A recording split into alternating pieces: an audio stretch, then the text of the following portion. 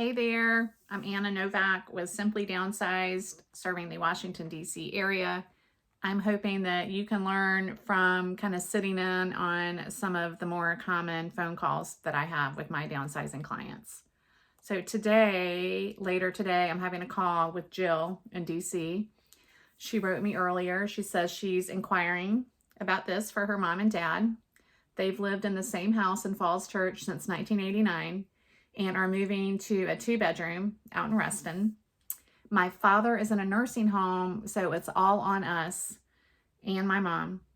So I wanted to see what options we have.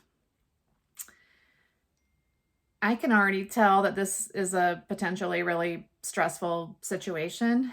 A lot of times when I hear from the adult children of parents who are going through a necessary transition, it can be very stressful for everybody for lots of reasons.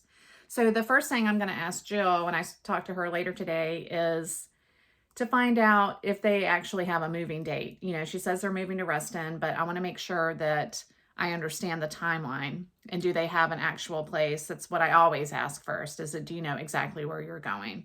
Do you have a floor plan for that place? What is your cutoff to get in there? Do you have to be out of the place you're in right now by a certain time? That's also something that can put time pressure on a situation and cause a lot of stress. So right off the bat, I'm just going to get the facts about what her parents need to do, what the problem is, you know, in terms of logistics. The second thing I'm going to talk to her about is her mom ready to make this move? And, you know, I've been doing this for a while, and I take a ton of calls from well-meaning kids, you know, of parents in a stressful situation. And I've learned now that I really need to talk to the actual person and not just the kids. So whenever possible, I say, is there a way we can get your mom on the call too? Just so that I know that there's actually somebody, you know, who is ready to move and requires my help. And then also I can gauge, you know, sometimes they're not actually ready. Sometimes I'll talk to adult children and we'll go through the whole thing. I explain my services, and then I'll call the parents and they're like, we're not ready to move. Like, we're not going anywhere, you know?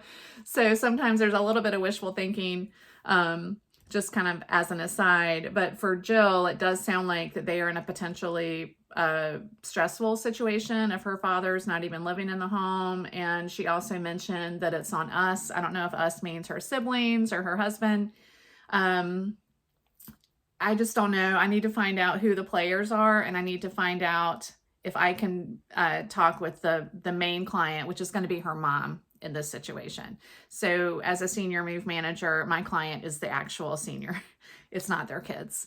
Although I'm happy to work with the family, obviously, and that's usually part of it. Generally, this early in a relationship, I want to talk to the mom and get exactly what her needs are and what her priorities are.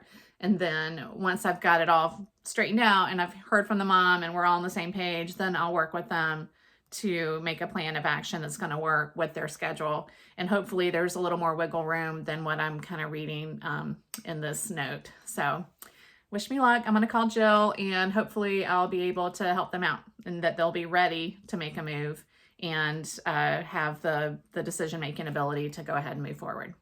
So that's what's going on today. Thank you for stopping in, and stay tuned, and I'll do another one soon.